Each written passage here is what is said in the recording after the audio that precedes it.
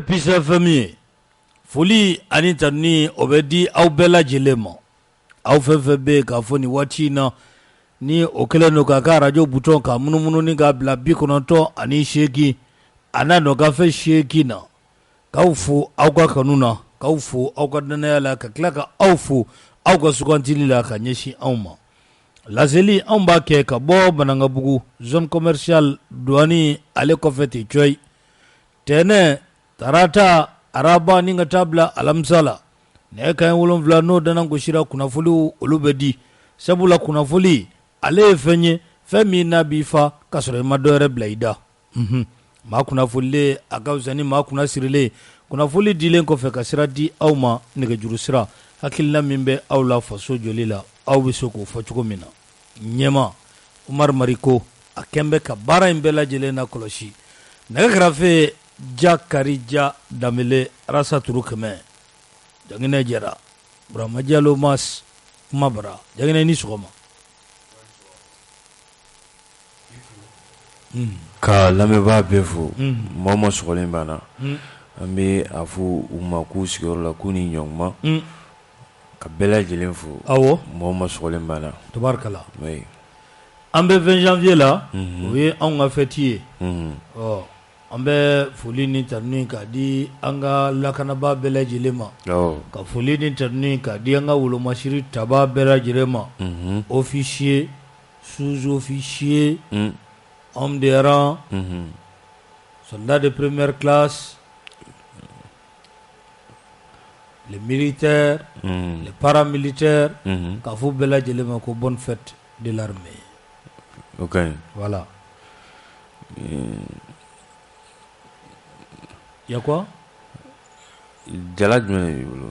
Bonne fête de l'armée an b'o f'u ye jala jumɛn bɛ sanga la sisan? Jala min bɛ sanga la sisan ça c'est pour le... ça c'est la colonisation. Non, tu n'es pas colonel. Colonel Mas. Non. Tu es colonel. Tu veux quoi? Deuxième classe. Hein? Colonel. Demande au chef si je suis colonel ou pas. Hein? Demande au chef si je suis colonel ou pas. Chef ka critique ninnu kuma laban. Hein? A ka kiri ninnu tigɛli. Aïe, demande. Bon. Je suis colonel de classe exceptionnelle. Ne kɔni bolo i ye mun fɔ. I bɛ se ka kɛ deuxième classe kɔni. I ka cɛ dɔ in de ye caporal chef ye. Jɔn. I ka cɛ dɔ in.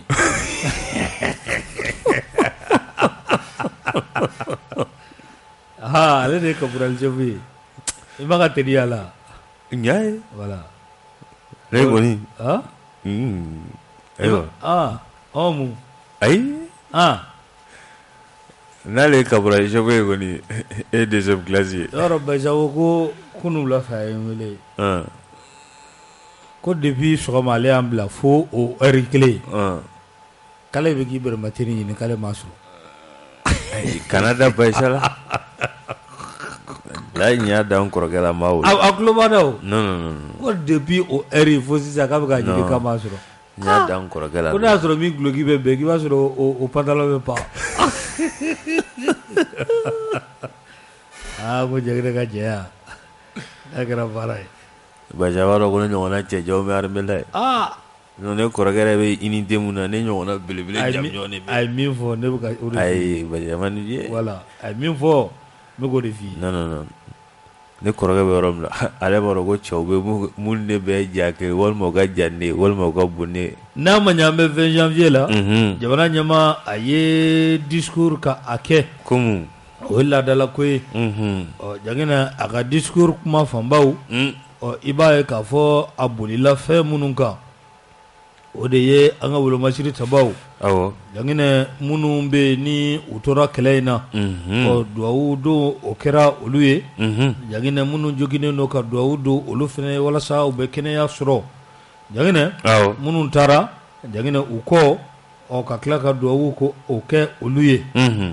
I b'a ye k'a fɔ wulikajɔ minnu ni a bɛ senna an ka armée kɔnɔla la jamana ɲɛmaaw u yɛrɛ bɛ jɔyɔrɔ min na an bɛ don min na i ko bi hôpital militaire ko ngene ka taa se accord de défense ko ma da donna ninnu bɛɛ lajɛlen na an ka jamana ɲɛmaa fɛ a ko wulikajɔw bɛ sen na wulikajɔ min bɛ se k'a to an ka jamana fan bɛɛ lajɛlen bɛ sɔrɔ ka di jamana ma o ka ɲi dɛ Jaginɛ nin ye kuma la kumabaw ye an bɛ jɛ ka dugawu de kɛ ala ka a bɛɛ lajɛlen ɲɛ Asimi ka kuma man ca o n'o ye parle pas beaucoup a tɛ kuma kosɛbɛ mais il réagit ale ka réaction de ka teli Asimi ka kuma man ca ale bɛ baara de kɛ a ka baara ka ca ni a ka kuma ye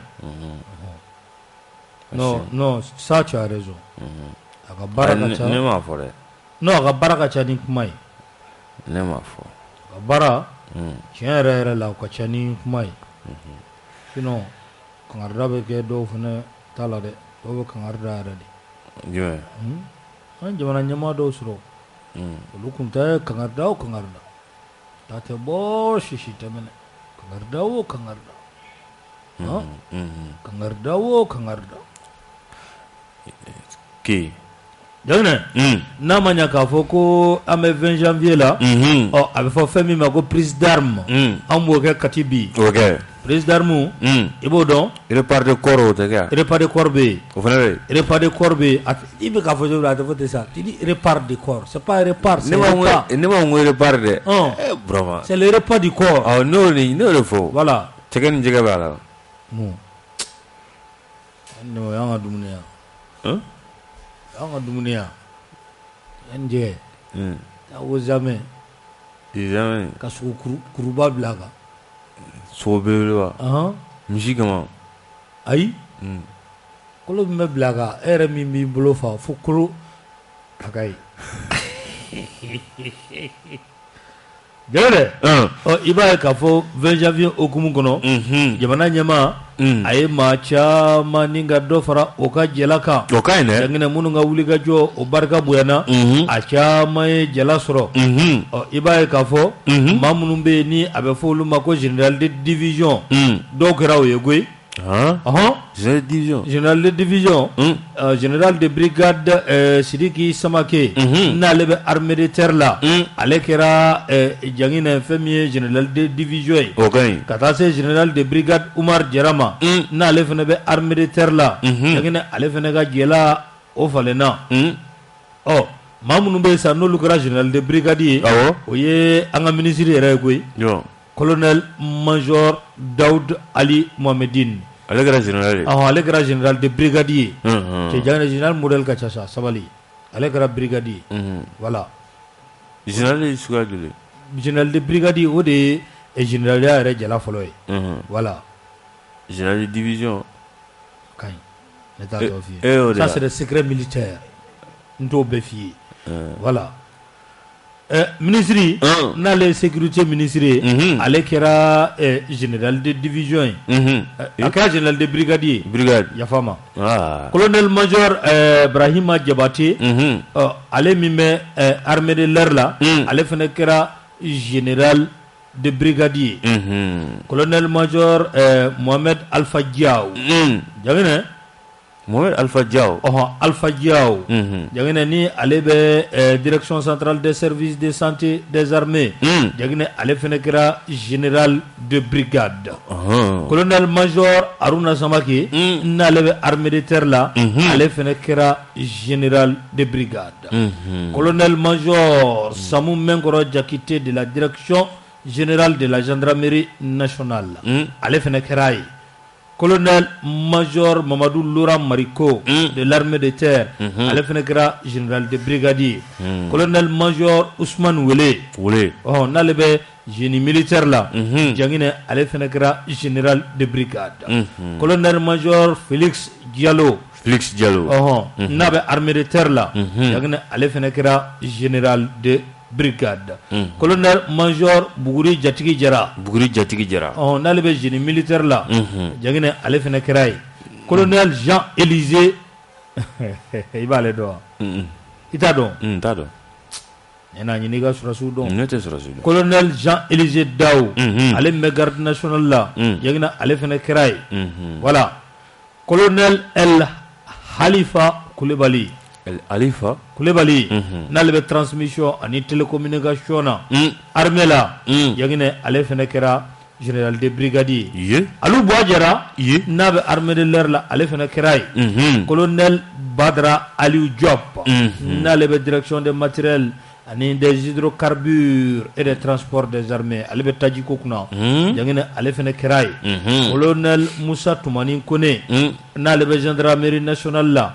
yagine ale fana ye dɔ farale a ka jala kan a kɛra général de brigade c'est bien voilà colonel Oumar Yoro Sidibé o ye n bɛnkɛ ye colonel Oumar Yoro Sidibé o ye n bɛnkɛ ye voilà jangine kan'i jama bilen dɛ n bɛnkɛ dɔ kɛra général ye dɛ n'a kɛ wasolonga ye kan'i jama bilen n ko bɛnkɛ don i b'a la ko ya quoi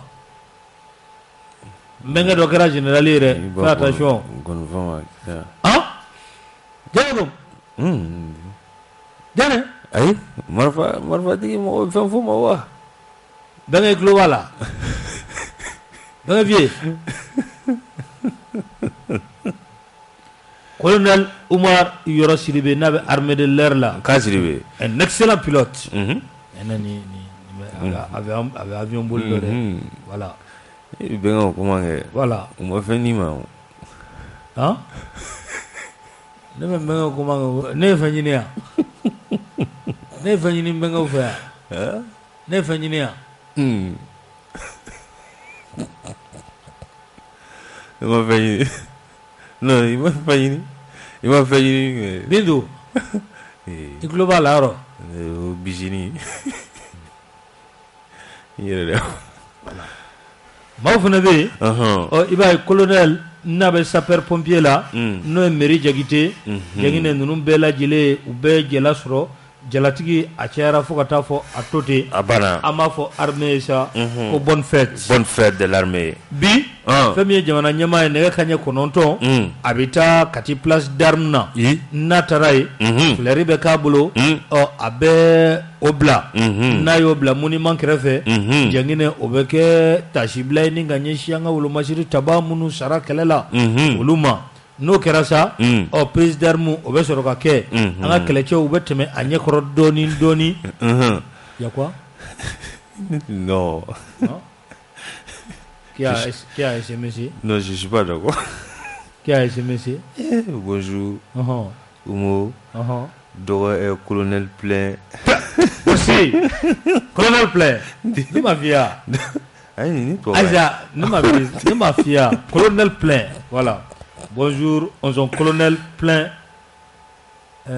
Apara Diakine ne sɔrɔ sika ye ne bon tiɲɛ yɛrɛ la moi t'es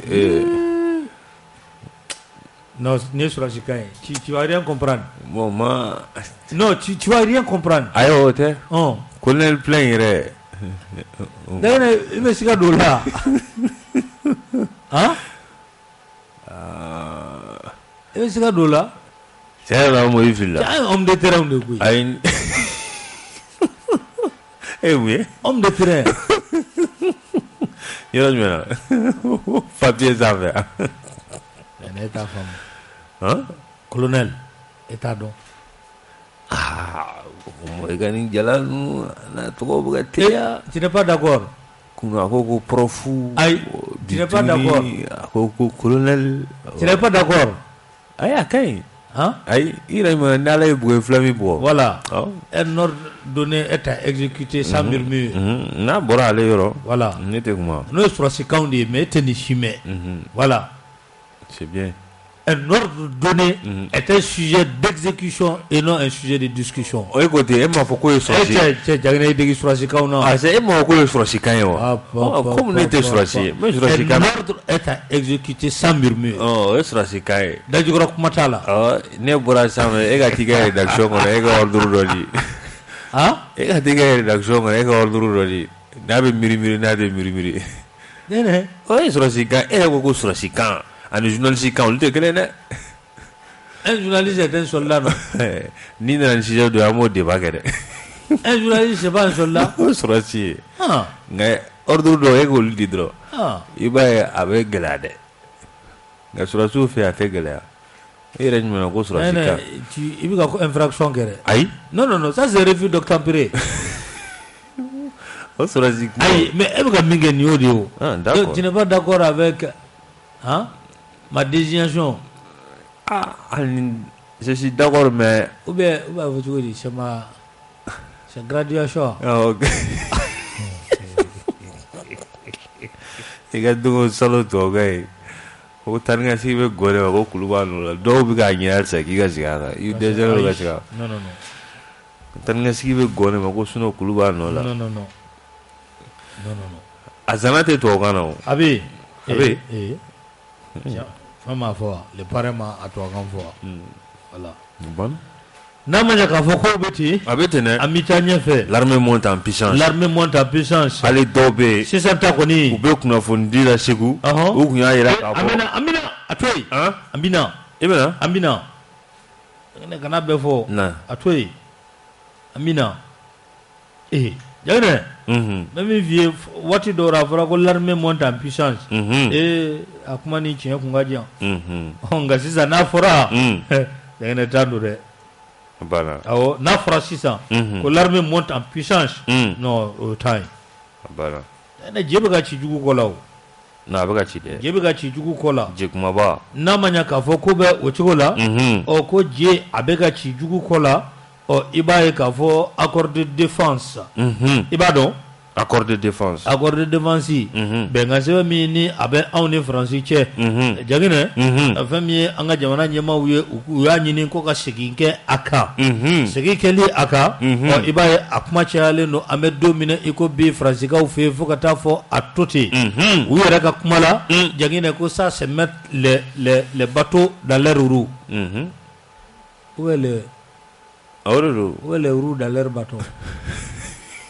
Oui, comment il y a Aïe, menez-le. Il me faut le roue dans bâton. Ou bâton dans roue. Bâton dans roue. Voilà, bâton dans roue. Oh. Jagine. Oh, koko ni mena fo ambiga bereke ko luchi u jagila. Jagine ko akuma jagine akuma adaine no ame domine ko bi Élysée o konolala.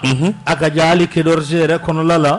Jagine akuma adaine no e Francika olu fe. Kojugu. Utafika kalado unyina ka bena akuma ye kalado unyina. Usigile muteni femiye. Jagine ode kera. O de kerula no de wuli ka joga ke an ga jamana nyamaw fe ka fo accord de défense ko ka yelema do Allah ka ke chugo mai ali doni an ga jamana shara suma jangine ko abed dangari ke ola ako gara sababu kuno jangine almaw usera go ga keleche do chete kudo avion no ko bena jigi an fe an ga jamana nyamaw sera ka fote ko tetew atake katiji umajigi Kajigi, outra Niger. Ils vont des trous chez ça, veut pas aller. Accompagnant. Hein? Quoi accompagnant? On a vu un espace aérien. On a tekala. Et nous allons à Niger. Ama Kangarda. Kangarda Madaouya. Ama Kangarda Francia. On s'en sait. Sérieux? On a mangé de la même chose là. Ama Kangarda Francia. Qu'on nous a fait un bouga panguruna jigia. Allemagne matuko France quoi Malais sanction lilla akira Allemagne yana ku danyman dola mu dajugu dola ku ka kala cho ku na jigiya ku ka dofra contingent ga ku tetew suro usara ngata jigiti donc Niger akun fara ko Denmark bina mo kema fla oti magola sa ashire tena ubugu dasa o defo ni min na ni sira anga sangulo la manga jigo ni banga jiga mikiru ka Allahu akbaru ka kedo kikiru nimi Allah hop sawado ga manabela eta do ebe klogelaw ati tamise afra alma Europe na do pilote turuche ki ka attaque srajanta mai abenani Europe yo gra Nigeria tragiki ngo fota ubsara do karfe kana kari ala kaniji o tena yara da fin de France rosi gabla e mamea ko ni ko de nyana boto e jagine o de ben France market comme na vologa mauche kana c'est fini ajamana de bat mesira egwe kuna khadiye ibi tmeniga bauye non ajamana to eblene ça c'était avant les hommes ont changé à la tête du pays même Mali fasa doté boya Mali Mali fasa yɛrɛ bɛ ban ngango dogala Mali fasa tɛ ban Mali fasa kɔni a tɛ ban mais a to waati wɛrɛ la a to waati wɛrɛ la a to awɔ a bɛ jigi Jɛnɛba Sɛki ka armée a dɔnkili hali ni i sigilen don n'i tɛ fɛ ka hali dɔn yɛrɛ kɛ n'a a dɔnkili dɔw tora ka kɛ a la i bɛ merci Jagana waati min na a bɛ fɔ ko cɛya tɛ jitoya ye dɔw bɛ ka yɛlɛ moto taxi kan ka boli ka t'i sigi ka cɛyakan fɔ kɔfɛ k'a sɔrɔ i ta ko yɛrɛ kunna ni ne ye cɛw ka baara ye cɛw bɛ taa nin mais ka casque don i kunna ka jalamugu meleke k'i yɛlɛ moto taxi kan dɔrɔn ka duru don fiɲɛ la ka ji kɛ bitɔn na ka taa n'i yɛrɛ maa si t'i taa yɔrɔ dɔn i bɛ sɔrɔ k'i sigi ka cɛyakan fɔ cɛw bɛ cɛya baara la yan cɛya tɛ jitoya ye an bɛ Asimi fo han non vraiment i ye sɔrɔsi yɛrɛ yɛrɛ de tu n'es pas colonel plein mais c'est deuxième classe sɔrɔsi deuxième classe do Jakarija deuxième classe olu non an bɛ taa repas de corps kɛ bi rédaction kɔnɔ vraiment bɛna ni galaka ye sisan galaka bɛna repas de corps an m'a kɛ yan sɔrɔsiw an bɛɛ de sɔrɔsi ye sisan sɔgɔsɔgɔnin kun mɛnna o i ko cogo di ayi ne tɛ repas de corps ouais mɛ n ka soldat wele bi an bɛ repas de corps kɛ voilà i b'a dɔn repas de corps yɛrɛ sanfɛ c'est interdit i ka sogo morceau fitinin k'a la bɛɛ kolokurunbaw belebelebaw voilà bɛɛ sogo ɲimi ka tila kolo dakuruɲɛ fila dɔrɔn i fara dɛ ka sogo ɲimi ka kolo susu ouais faut inviter au mot voilà a venir faire ni surasi kuranin dɔ b'i kɔrɔ i tilalen dumuni na a kolokuru i b'o ci a kunkolo la a kun kanalen ne k'a f'i ye de koyi o b'o jo de o ka kolo ci mɔgɔw kunna cɛ kolo dɔ bɛ mɔgɔ t'a gundo bɛɛ fɔ sa waati min na an ka kɛlɛcɛw Jaginɛ waati min na u bɛ cɛya baara la waati min na fasoden dɔw bɛ yan ka sɔrɔ Jaginɛ hali u tɛ cɛfini ta baw ye olu fana b'u ka wulikajɔ la i b'a fɔ ani ne ani an lamɛnbaa minnu b'an lamɛn Jaginɛ ni faso kanu b'u la o kelen na dɔw bɛ boli u bɛ boli sa boli ka boli dɔrɔn k'i ta kɛ boli dɔrɔn dɛsɛ dɔrɔn la ni boli tɛ i jɔ Jeune Bolt malien, l'homme le plus rapide du Mali. Non, ale bolila. A bolila? Tiɲɛ yɛrɛ la ale bolila. A bolila? Dɔ fana numu na maloya dɛ. Numukɛ dɔ fana numu na maloya dɛ. Ale fana ko k'ale bolila. Ale fana ko k'ale kɔni taara k'ale tɛ sigi sisan. Numu don ko numu. Olu ka ko b'i bolo. Numunakaw kɔni olu ka ko b'i bolo. An kɔni y'aw ka tariku lajɛ an ma boliya la nka a dɔ filɛ nin ye ka boli dɛ. A filɛ. U t'a minɛ ka na. U t'a minɛ ka na. Ka taa minɛ min e b'a yɔrɔ dɔn wa. E b'a yɔrɔ dɔn. U t'a minɛ numu t'a minɛ ka na dɛ. U t'a minɛ. Yɛrɛ ale y'a yɛrɛ ta. Radio don. Cɛ. Boli o boli. Ayi. Yanni sabali sa.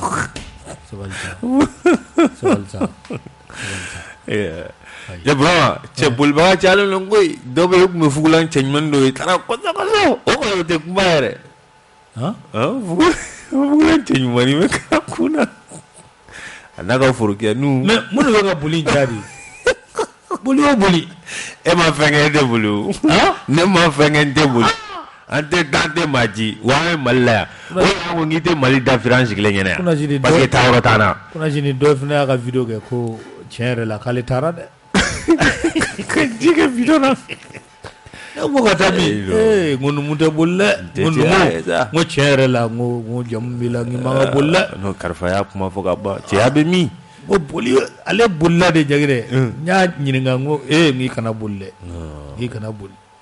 I hakili b'a la 9, 10, 11 i hakili b'a la 9, 10, 11 est-ce que i hakili b'a la voilà i talon don k'i bila yɔrɔ min na i hakili b'o dɔn na waati min na mankan yɛrɛ bɛ sen na an bɛ Laji Burama ko a ka fanga bi an b'an ka kunnafonidi baaraw la fo polisiw y'an jɔlen dɔrɔn ka gazi k'an kan ama telia ama bolle an telia kado fe ne be ka nyefire sa kado hotel salamu kado o sadi dani dobe fa be ta kunje yoro doina bo ja an tato de na le ko me kaunta alle no me gitaw alla te a chiden kere no kala minge ko o chinema ajiwa ngawo ta ko ko mashi ko yire giga telia ni mbuli ko ma ko telia ni ne buka mbuli gaji de nye ngo dujira sam fulo ya chine ngo buka mbuli ayi jana are da chine mawo sam ya chine ba ngo ne buka mbuli gaji de nye ngo mbuli ne o mbuli tekle ayo tekle ba mbuli ga mali blare bon ne kele nga alega ma bobo mago bon ne kele nga alega video kuna shini ngo terke ngo kala wontara ngi ibola ko sa ngo kiri kono sa ko ni jamana basigira kale bina ne ngo jamana bawillo kuna basigira kulu besikada ngo me chana do ibola de ngo che ngunu no chena ay buli rete nu yala ne gon taro ngi ngo tilinta ere no polisu mango ni ngajidi no ngo tilinta bo andu fo anga kuna fuli nyini ngadi yeah bo gaji agaji dum fleni nga varre fenta kumbe mangla ton ta kumbe non gele nga fari ni gaji akuma permis et puis ni gaji permis na kasa doni bon mi yɛrɛ ne fɛ parce que jama min bɛ ko fo n ka jama protéger mɔgɔ joli kun don n ma naani ne kun bɛ n bɔ fo n ka jama protéger faut te mettre à l'abri hein bon yɛnɛ ni mun yɛlɛ no jare ngi ga jama protéger agetu ni mun yɛlɛ no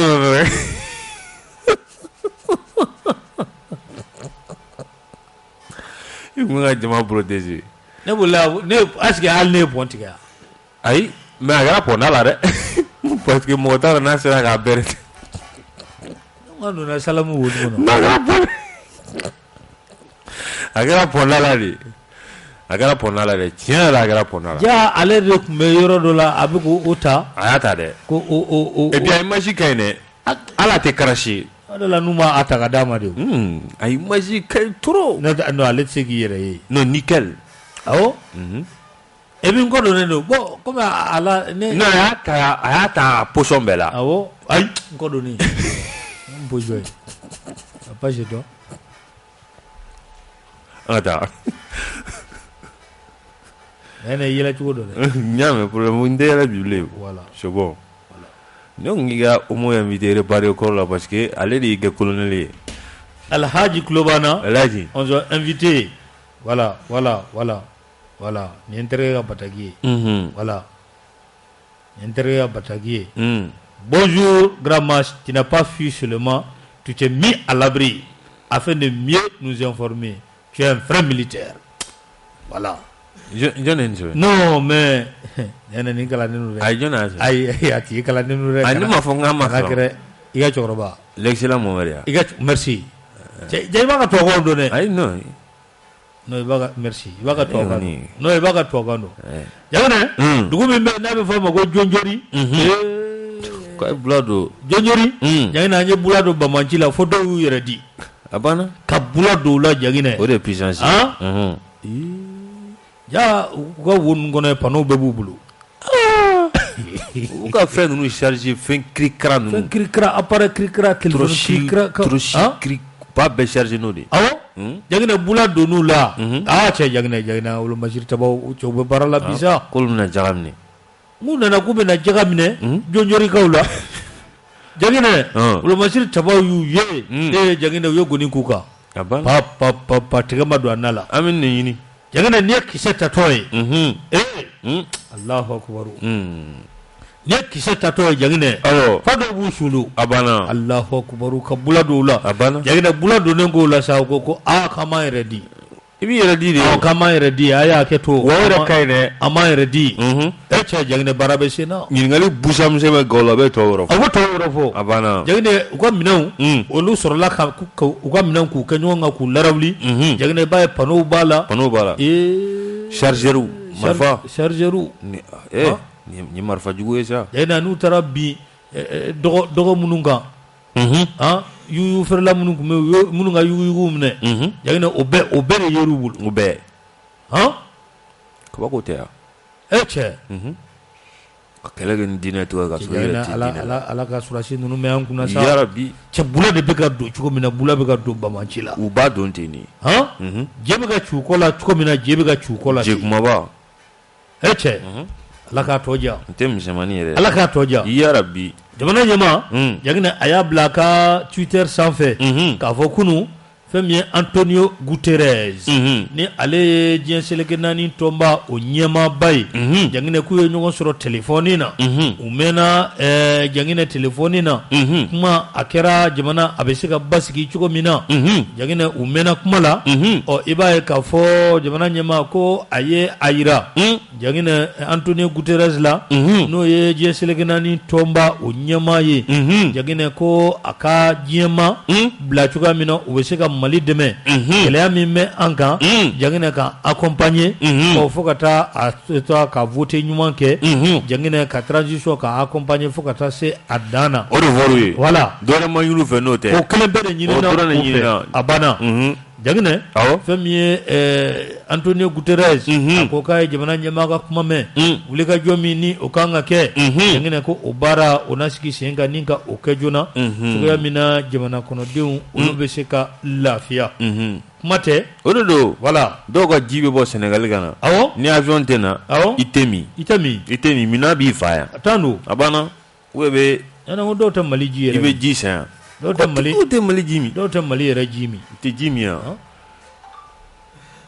ka sɔrɔ an ka dugu kɛrɛfɛla filɛ nin ye Katiya an ka dugu kɛrɛfɛla filɛ nin ye o alo kɔlɔnji bɛ mɔgɔ furakɛ a b'a kɛ a kɔlɔnji a bɛ maa furakɛ a b'a kɛ dɛ a bɛ furakɛ a bɛ furakɛ awɔ a b'a kɛ dɛ jago yɔrɔ jumɛn jago de don jago ji tɛ yan Kati jago an ka dugu tɛ yen yan Chef du village a ji tɛ maa furakɛ yan a b'a kɛ munna u taara usine jɔ yen a banna munna u taara jɔ yen ji deli ka bɔ Sénégal ka na n'a banna voilà bɛɛ na bɔ i yɛrɛ kalama yan a ma ban a banna jagina nana dabila dɛ a ka taa n'a ye i b'a ye k'a fɔ i bɛ Jean Paul Lecoq i b'a dɔn wa Jean Paul Lecoq Jean Paul Lecoq ko Massa a fait du repli tactique. Merci, repli tactique. Ce n'a pas fui. Non mais c'est le mot. Repli tactique. Repli tactique. Mais l'excellent vaut. Atete ka wati la. Kani sogoma. Atete ka wati la ka ala ka dayɔrɔ sumaya jangne. Général dɔ tun bɛ yen. Mideli ala kama. Ale tun b'o de kɛ sa. A ye mideli ala kama. Aïcha mideli tiɲɛ Aïcha. Aïcha ne lamɛn ne ka ɲɛmɔgɔ ye ka kuma yɛrɛ tigɛ. A ye Aïcha mideli sa. N b'o latɛ sɔrɔsiya la sa. Repli tactique b'a la. Repli tactique. Ne bɛna mun f'i ye. I bɛ kɔtɔrɔma fɔ. Ne b'i deli sa. Na tiɲɛ na bi maaw nisɔndiyalen don. Maaw lafiyalen don. An ye kibaruya di yan. Armée fasa kɛra la. Maa si tɛ fɛ ka maa si bɔ ɲuman sira kan bi mais kana na maa dɔw kuma fɔ yan ka maaw futini ka maaw ladimi mideli yɛrɛ an ka taa n'an ka kibaruya a tacogo la. Repli tactique e bɛ ka kuma o de la. Ayi mideli sa i ka mɛn maa mun ma ne b'a dɔn e b'a dɔn mideli yɛrɛ an ka jɛmunkan kɛ an ka taa. Repli tactique. Ayi sa vraiment kana na mɔgɔ nisɔndiyalen. On ne vit pas dans l'armée mɔgɔ tɛ boli armée la mais i bɛ se k'i kɔtɔrɔma bɔ. I y'i kɔtɔrɔma mɔgɔ wɛrɛ ye mun fɔ a don i tun bɛ kunnafoni di baara la. Merci. I y'i kɔtɔrɔma bɔ i ma boli. Merci. Mais an ka taa n'an ka kibaruya. Kuma ɲɛna. Jean Paul Lecoq. N'ale ye Faransi député dɔ ye Janginɛ. A ye wuli ka jɔ kɛ kunun Janginɛ. Faransi député bulon o kɔnɔna la. Ani Faransi député minnu bɛ yen. Ni u bɔnsɔnw bɔra an ka jamana kɔnɔ Mali la. Janginɛ u farala ɲɔgɔn kan. Ni ka condamnation kɛ k'a fɔ ko CEDEAO ye min ta ka anw sɛgɛrɛ Janginɛ k'a tɛ bɛn bi a tɛ bɛn sini. A tɛ bɛn. Voilà. K'a tɛ bɛn bi a tɛ bɛn sini. A tɛ bɛn. Ko wa k'u b'a ɲini CEDEAO fɛ Janginɛ sanction k'u ka wuli ka bɔ yen joona. U ka wuli. K'u ka wuli ka bɔ yen joona. U ka wuli koyi. U kana maa si lamɛn. U bɛ kuma mugu de la sinon u bɛ nin wuli. K'u ka wuli ka bɔ yen joona. K'u kana jamana in tɔ degun ka taa a fɛ. A port yɛrɛ dɔw bɛ hali maa t'u kɔnɔ. Merci. Maa foyi t'a kɔnɔ. Merci. Voilà. Janginɛ a fɔra nin fɔcogo in na. Segu ko fɛn min ye u ka journaliste belebele dɔ bɛ yen i b'a dɔn Duba Danbele Duba jangine a ye kuma ta a ko n'i ye Segu ta k'a lajɛ an bɛ don min na bi a ko c'est un constat général la région de Ségou l'une des régions du centre du Mali connaît une certaine accalmie ko basigi bɛ ka na Ségou rares sont les cas de braquage et depuis la dernière attaque du poste de sécurité de la gendarmerie de Yangaso jangine kabini attaque min kɛra Yangaso kabini o bɔra la jangine i b'a ye k'a fɔ ko fɛn min ye attaque ye ko a dɔgɔyara fo ka taa fɔ a to ten kɛlɛcɛw olu b'u sɔn wulikajɔ bɛ sen na parce que a bɛ ka na Segu mara kɔnɔ dɔɔni olu m'a f'i ye Riche kɛlen don ka 26 semaines de di u bɛ Mali basi Franci yɛrɛ y'a fɔ ko u jatigɛ ko jugu u m'a fɔ ko Riche bɛ Segu dɛ ko Wagner mɔgɔ 200 bɛ Segu u y'o de fɔ ko olu y'o ye sinon Mali ko Riche de olu de bɛ Wagner ko kuma la 200 bɛ yen Segu. Les attaques de bandits armés ont carrément cessé. Les attaques de bandits armés ont carrément cessé. Bandi Egaye Ségou Marala, voilà. Chose qui démontre que la région de Ségou retrouve peu à peu la stabilité et la quiétude. Basigi be kana jangine nyama jobe kana ka fo Segu amara bela jelena jangine surazo be ka wuli ka jo min gani ko atachu ko kan fo ka ta fo atoti ala ka do fra jangine ka fo mawe ne kuna foldi mi resikle no Segu ha asikle me ni ale ka kuna foldi il n'y a pas très longtemps le cercle de Nyono était considéré comme le cercle le plus instable de la région de Ségou. Toutes les communes de cette zone d'agriculture, d'élevage et de commerce transfrontaliers étaient plongées dans l'insécurité totale. À cette partie de la région de Ségou, on pouvait ajouter les arrondissements de Doura et de Farako dans le cercle de Ségou. Aussi, il faut dire que les communes de Mafouné, de Mandjakui, de Benena, et de Fangasso étaient également dans l'insécurité. Cette insécurité dans ces zones avait fortement affecté le mouvement des personnes et de leurs biens. Il y a un mois, la situation sécuritaire s'est considérablement améliorée dans cette localité.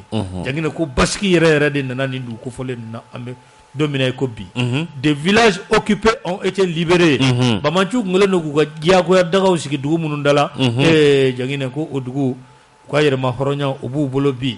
Le trafic a repris.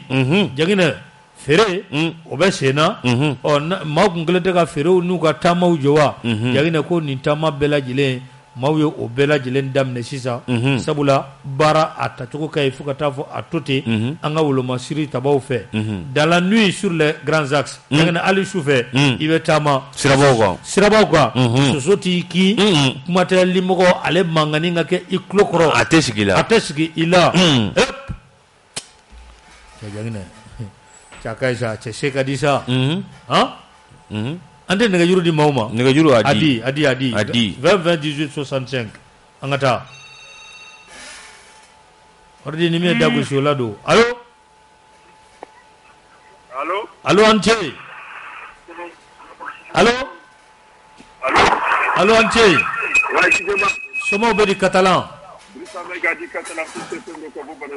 yega obedi vraiment beaucoup conservé yang woni la fiadro tabarkala vraiment DJ Mas vraiment tout c'est vraiment beaucoup conservé ala kan la fial ni jangina jara era beaucoup conservé aklobila ani poronye mani mambugula ubeklobila ni vie sidibe tabarkala mali ko ni ka kanyena abana annan sarabi ay kala worodo annan sarabi kala worodrondo annan sarabi wallahi sallallahu alaihi ko ni man ay anti sasisa wallahi anti sasisa mali bi janyana fara abija nabi minni akimi ko tafe akado ka foko ni jere no me doli ba duguma wallahi ni jere no doli ba duguma jamana wo jamana bi no kerepe wallahi angan ko le shura aflada lama mortani ni jinini algeri fode be jamana to nu wallahi aluga she angan ko le shura dengo ala san watara min fili wallahi mogodo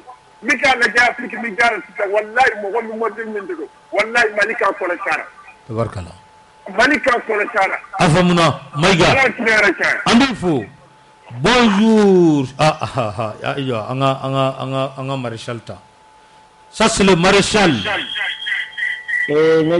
nega rewula negi mango repo le commandant en chef des forces armées kana siga do ala siga kilentala ande yelamo ayi ambe yelamo mi ngono sawe kaburu abana foni tumu yandun kamba aflada ala ka je kono la ben jagine jam fo de Gaulle national anabo mo bien ben dogoni mandi fo imam aga teni masoro folo de chini abe ka teni do nga masoro puri kata ni ga teni gira borom be ga nyosi na singala foni yo fenala le ka jantro ba fo ka wale ni mando ka chelo ka le iriche bamana yera wolo Umar Mariko aka foli be tabarkala ka muso nyuma fo fada Fanta Konate mogonma katalan bora kumala président club mba fo Yubaba daw Yubada ani le résistant terke le résistant mere flani tonyo wani ndaga wule no bi Sidibe camarade de lutte Ismaïl Samake ani Samake doin ndenye befo tabarkala Sekou Maïga la batanda mi fomba aflere beka foli be aflere amba mamso janine jawe sizo ko ga foli fo tabarkala tanga ambeta ambese sigatala ne ni fe yango nyina mbetia yafo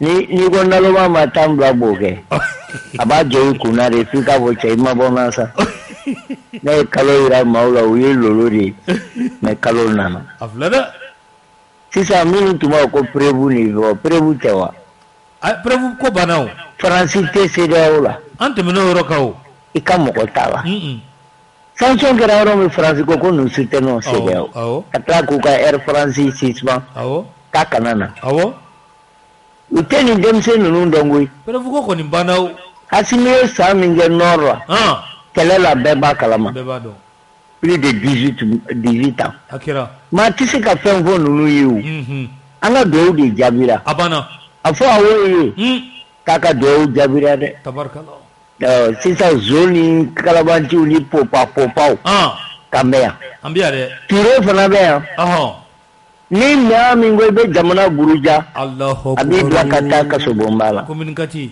ala ka barka do turela ya rabbi ni jamana ma asinoko ma sinyo bebe ga dagala ai ni nyo sura kungu mimbala bo boala o de be kanga boala o tando mas awni ne ka Germany mi sakui aflada wallahi kata ila jamine tangara ni ndogoni Mariko awenge minye nyado ka fo jaja bora yoro mi ala ka chi dogui aflada nile tumbora malangolo fe utumbenga fogonya irana me wallahi akwanga fo la pise fe ma kwanga fo abori irala la wallahi akwanga fo la awe ma je nyogoyi la awe kangilin tigi la kaw fo ka wala nyimando ala ka barka do radio la hari la ala ka ume ka ke amen rabbi la kana jolo ni fembe ma usoro ne ba unyefe ambodon la wallahi la kaw fo ka wala nyimando folido la ajarani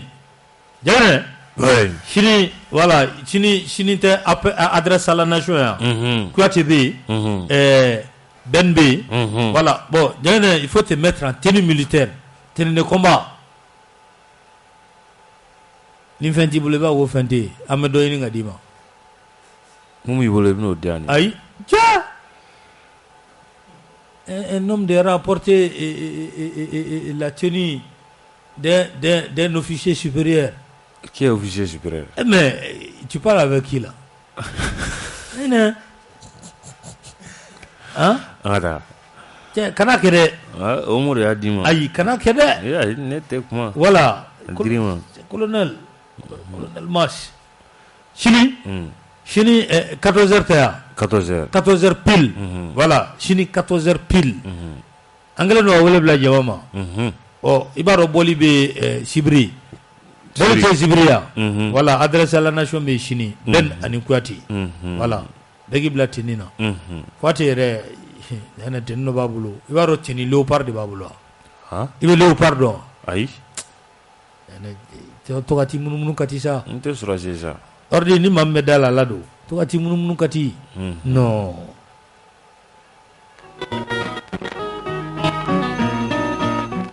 Allô? Allô? Allô? Allô, Amché? Ah. Ça va? Ça va, toi ni Jamou? C'est Damele. Qui Damele? Irmajo. Aha, Damele, donne-moi radio Mangana. Donne-moi radio Mangana. On va trop mandire. Garcia Godo. Ouais, donc Tamamba ici quand on est on va full là. Tabarkala. La émission qu'a dit un coup de mais voilà, le président discours que Agnana Koudou. Amadjana. Agnana Koudou, voilà. Tabarkala. Il va donc peuple réhagler bien. La majorité femme bay. Il y a des révisions qui est d'accord une bouille de feu. Ko bena don de nous bani manta boya. Effectivement, on est à la sona. Nous bandra maboui. Donc aka full do vraiment. Adjara nyako Donc c'est clean mamba. Ya Rabbi. Voilà comme. Merci beaucoup. Salut Mas, après avoir fini les repas de corps avec Djangine, il faut jeter l'os sur la tête de Djangine pour qu'il soit un soldat bien formé. Ni tigi dade e bare korgo ni me Djangine kungolo rego nene kungolo goro boy ta goro. Allô? Bonsoir. Bah, je vous remercie Samagé. 5 minutes de colo. Non wallahi. 5 minutes de colo. Ya fiya ka seru mo. Cedo bulu. Aburma damneri. Abul damnera. Buli wo buli. Ma ba min da bala be na. Aya parti do be. Ale communiquer ke ma communiquer ndaro la ya sui. Agoji godi. Ale ko. Ko mali bayre de ambar ko ke ka jamana la sigin ko. Olube alza. Ai e ba parti mi do. Ai kana to fa kai. Nda to fo me. Daga buya be mo gondo. Aw toy. Anga to ba re do guri. Mais awa kai. Mi da bala ba. Ali mer kilente parti mbulu. Ngulu da kuma ga cha. Bala bonne bolo sisan. Bargo la ngulu de ma ga cha goyi. Ngon da bala di bana man si ibaro escort don mine bulun parti ngandon. Timogola. Mais Timogola. Bien tribe kuma do fo. Ma fo fo kan fa bula fo. Kala kan wage dawo. Ya Rabbi. Bien tribe kuma do fo ma. Le temps ala auditeur ko kuma ga to ga boga je kuma do lo. Muna. Parce que ni jamana sira do ma quoi. Awo. Yana nga burga ta ro jabe to kana sin ko kan angila di ngo kuma la don. O funa kai, o kai. Abe to kele no wa mu. No abe kele no wa tanu. Voilà. Tanu de. Parce que malere ne afina ngo malere tama kuma la be jamana jo kano. No do dare de nyoshi manji. Voilà. Ape mugo abe nyembo. Ida kala ma ko vie tanta li bigara asimi sirgu ngule li bigara. Kuba. Awo. O fana be journaliste do ma. Ko farajibe ni kanam ga. Ko normal ko asimman ko on ne mo wuli. Billahi malen din halala do malen do halala kuma repere do re bi kale malen o re mi kuma fo. Okay. C'est bon. Ko na président na ka jamana din do wuli ko parce que France do ko. C'est bon, okay. Abla, merci. Ambifu. Yagana. Amba ga do ubani. No ye Fatoumata Sangare. Bonjour chers fils, les bénédictions du peuple accompagnent nos gouvernants pour leur courage et détermination. Le peuple les soutiendra toujours. Bien à vous. Voilà. Ordi Alado. Aladio wa klo bilare. Kani shoro. Aladio wa klo bilare. Voilà. Tiens, Chine abinare. Aladia. Abena. Réparer corps be gagner en Chine. Réparer corps bidi. Are Chine. Chine. Chine ne do. Chine 14h. Voilà. On me réparer corps dunga sorga do. Fengona. Bana. Allô?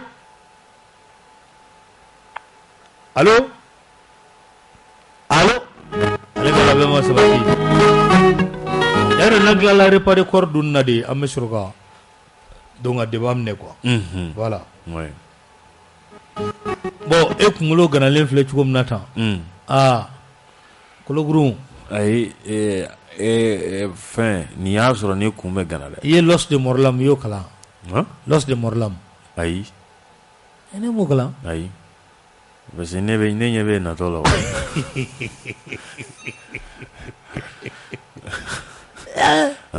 i m'o kala ayi m'a kala ne ɲɛ bɛ natɔ la ne tɛ lycée kɛ ni m'o kala koyi e yɛrɛ y'o dɔn Los de Morlam allo allo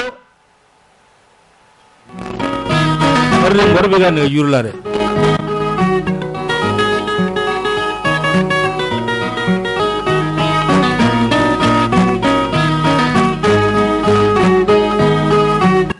Bonjour colonel Mas Aitanai. Ah oui. Mana o ke colonel ya? Hein? O di o ke colonel ya? Nene.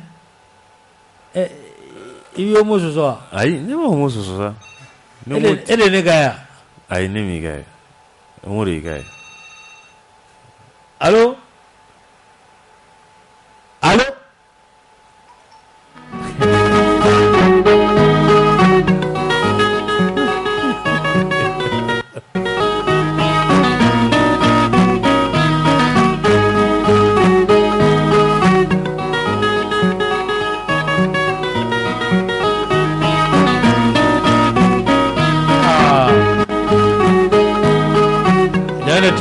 Tigora nakila de.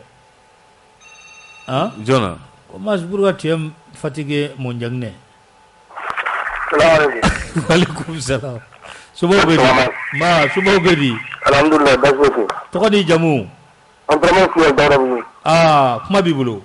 Ana ko ta dawi. Ajaranye. Jamana ala ka basi. Ya Rabbi. Ala ka namago. Ya Rabbi. Ma ko jamana jugala ala ko beta ce ko ala. Ya Rabbi. Na dawi. Ya Rabbi. Assalam. Ajaranye. Bonjour mon fils, dis à mon fils que colonel plein veut dire que tu as quitté le grade de lieutenant-colonel. Voilà. Tu comprends? Voilà. Tu commences à comprendre. Voilà. Bosrazou devait comment il fait ça. Attention, hein. Voilà. Allô? Salam alaikum. Wa alaikum salam. Toni Jamu. Suleiman Sissé. Sissé. Ama Malsumo. Bashi Fouetana. Bashi Fouete. Ama. En fait, a numéro munun di ko ka wele ke community sita. A numéro ti ka passer. Amba fouye. Aba funa ama ka isa ka numéro wele. Bon, a numéro kon ti dona. Non, amba fouye.